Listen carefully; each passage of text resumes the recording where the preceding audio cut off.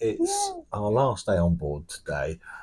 It's a day at sea. But yesterday we were in Haugesund, and we'd been there before, so we had kind of made some plans of what to do in the day, but our plans were scuppered, weren't they? They were, yes. So we'd been holidaying with my brother Matt, and yesterday in the morning he was poorly, unfortunately. He had a bit of a dizzy spell and felt really lightheaded and unwell. So obviously that was the priority. So we didn't get off like we were originally planned to. We stayed on board in the morning, and we tried to obviously make sure he got assistance and was looked after. It did turn out that he was just dehydrated. Yes, yeah. I mean, we've had some amazing weather here on this cruise. It's been very hot. He wasn't drinking enough. Yeah. Drinking alcohol, wasn't he? And he's been out in the sun, not putting sun cream on, and not drinking enough fluids. And I think he's obviously drinking beer as well. Yeah. And I think the dehydration had got to him. And in the morning we rehydrated him and treated him with paracetamol and stuff like that. And he's brilliant today, isn't he? Yeah, and covered. Some fizzy, sugary drinks. Yeah. Picked him up and a few litres of water. And he needed some sleep as well. So, we remained on board yesterday morning, made sure he was okay. By lunchtime, we were pretty satisfied he was on his recovery journey, but he wanted to have a bit more sleep.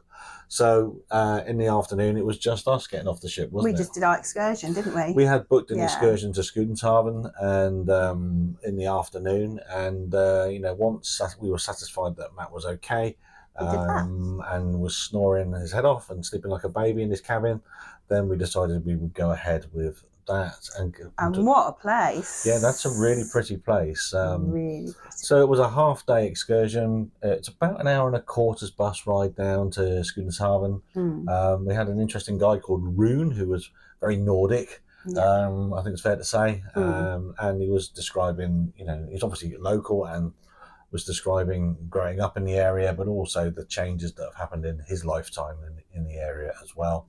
Yeah. It was very interesting, wasn't he? Skudeneshavn itself is a very sort of chocolate box picturesque Norwegian village. It's all whitewashed, isn't it? Yeah, white timbered houses all around it. I mean, it obviously goes back a long history. The houses that are there are a couple of 100 years old, so all timber. There's still, a residential village. People still live there. But the centre area is done like a bit of a time capsule type, museum, isn't it? Yeah.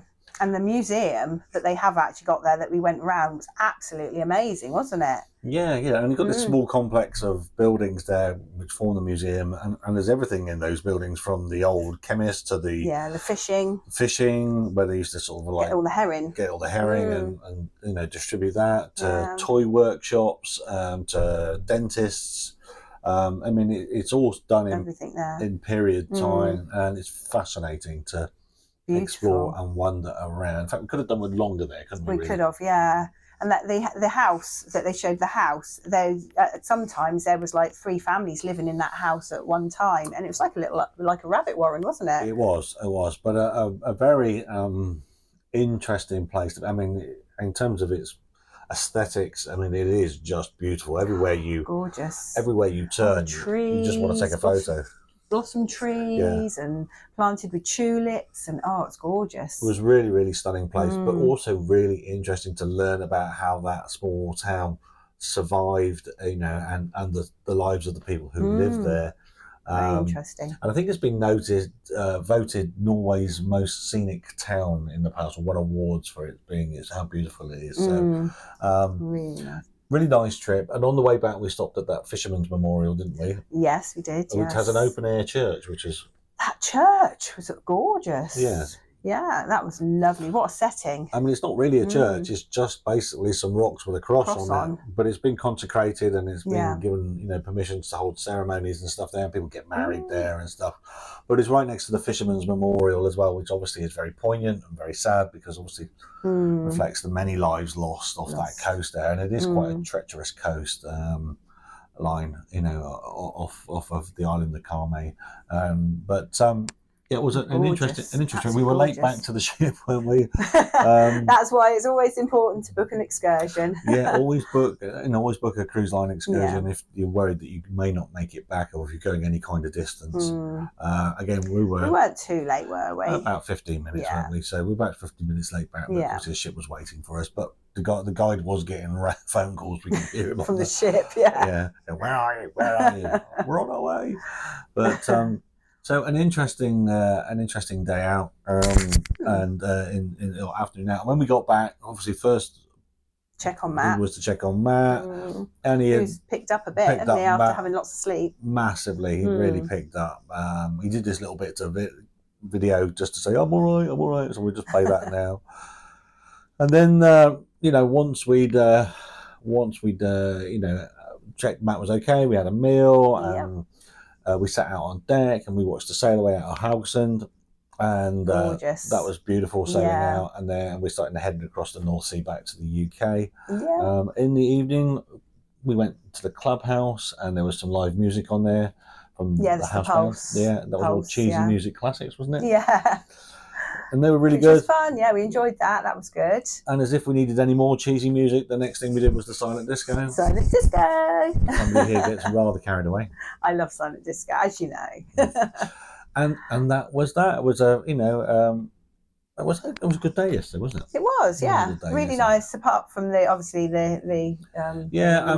Matt is much better. He's back to his normal self, and back to eating and stuff in his face, and so which is great. And he's chatting for his country, and he visibly looks a lot better. He was very.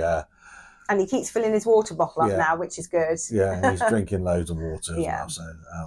So that was that. So last day today, a bit of a lazy day, and then Saturday we disembark tomorrow. And in terms of our vlogs, what we'll do as we normally do is we'll do our final vlog covering our last sea day and our disembarkation when we get home back in Northamptonshire.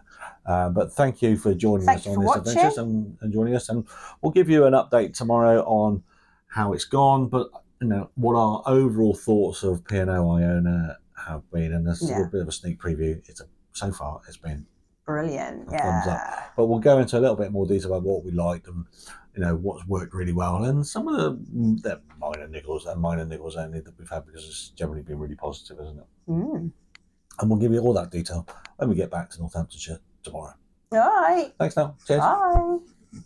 Supporting our channel helps us make more content like this, and the easiest way to do that is to hit the like button and subscribe. Thanks very much.